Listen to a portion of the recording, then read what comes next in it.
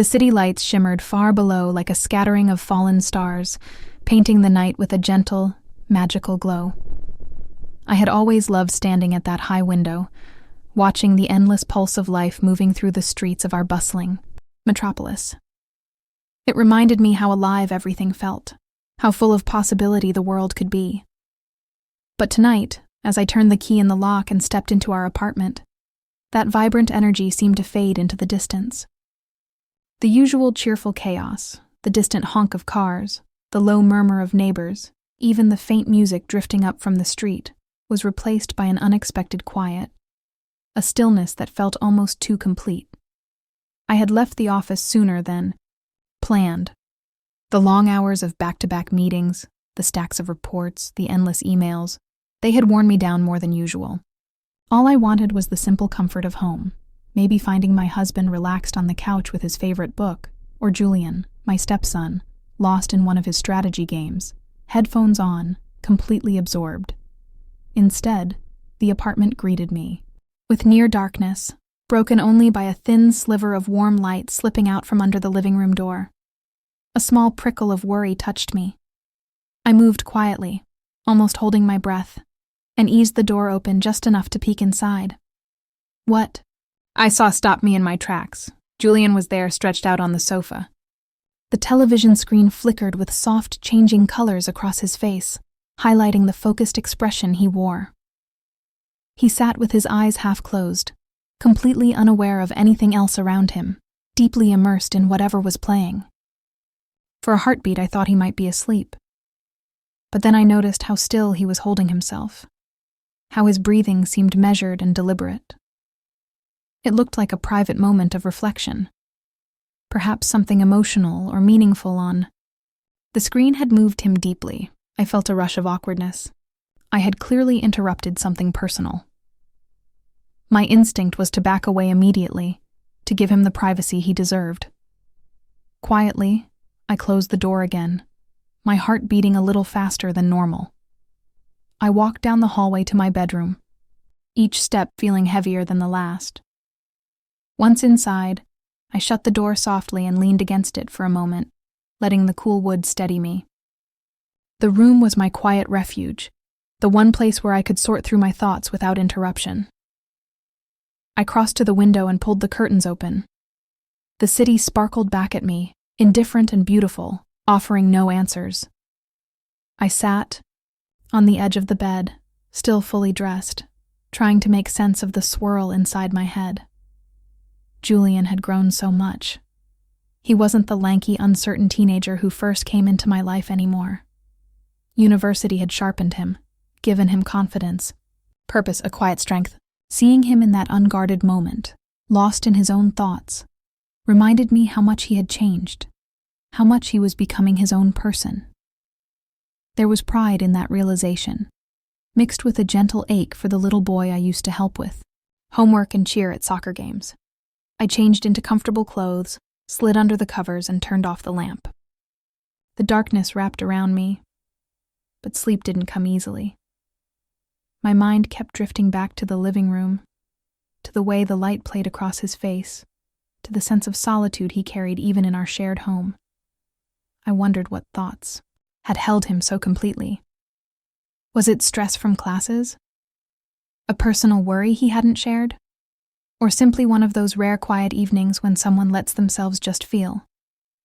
Eventually, exhaustion pulled me under. Morning arrived with soft golden sunlight filtering through the curtains.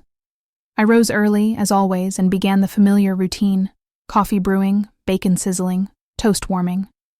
The smells filled the kitchen with a comforting normalcy. When Julian came downstairs, he looked rested, though there was a slight hesitancy in his step. "Morning," he said, voice still rough from sleep. He poured himself orange juice and leaned against the counter. "Good morning, sweetheart," I replied, keeping my tone light. "Sleep well?" He nodded. "Yeah, you?" "More or less." I smiled, setting plates on the table. "Class is going okay this week?" He launched into a story about a tough economics lecture, a group project that was falling apart, and a professor who loved asking impossible questions. I listened, nodding, asking questions in the right places. But underneath the conversation, I felt a quiet resolve forming. I didn't want awkwardness to settle between us. If something was weighing on him, I wanted him to know he could talk to me. After breakfast, as he gathered his books and laptop, I spoke gently. "Julian, before you head out, can we talk for a second?" He paused, backpack halfway onto his shoulder. "Sure. What's up?" I took a slow breath. "Last night I came home earlier than usual. When I opened the living room door, I saw you sitting there, really focused on the TV. You didn't hear me, and I didn't want to disturb you, so I left quietly. But I wanted you to know I saw you in a private moment, and I'm sorry if I intruded. I never want you to feel like you don't have space here." His cheeks colored slightly. He looked down at his shoes. "Oh, wow. I didn't realize. I was just thinking a lot. About school, about life after graduation, about everything, I guess." I stepped closer. "You don't have to explain. I just want you to know there's no judgment here. If something's on your mind, big or small, you can always tell me, or not tell me. Either way, I'm here. This is your home too." He met my eyes then, and something softened in his expression. "Thanks, really. I appreciate that." We stood in comfortable silence for a moment. Then he gave a small smile. "I'll see you tonight?" "Of course," I said. "I'll make your favorite pasta." He left for class, and the apartment felt quieter but not empty. There was a warmth in the air now, the beginning of something honest. The rest of the day passed in ordinary rhythm: work calls, errands, a quick walk in the park near our building. But my thoughts kept returning to Julian. I remembered the first time I met him, 8 years old, shy, clutching a soccer ball like a shield. I remembered helping him study for exams, attending his school plays, celebrating his high school graduation. Through all of it, we had built something real. Not always easy, but real. When he came home that evening, the mood felt lighter. We cooked together, chopping vegetables, stirring sauce, laughing when he accidentally spilled half the grated cheese on the counter. Over dinner, we talked about everything and nothing: his upcoming exams, a funny story from his roommate, a documentary I'd watched about city wildlife. No heavy topics, just connection. Later, as we cleaned up, he said casually, "You know, I think I needed last night, just sitting quietly, letting my brain slow down. Sometimes I forget it's okay to do that." I dried my hands on a towel and looked at him. "It's more than okay. It's necessary. And if you ever want company while you're thinking, or if you want to talk through whatever's on your mind, I'm right here." He nodded slowly. "I might take you up on that sometime." "Good," I said simply. That night, as I prepared for bed, I felt a deep sense of gratitude. We weren't perfect.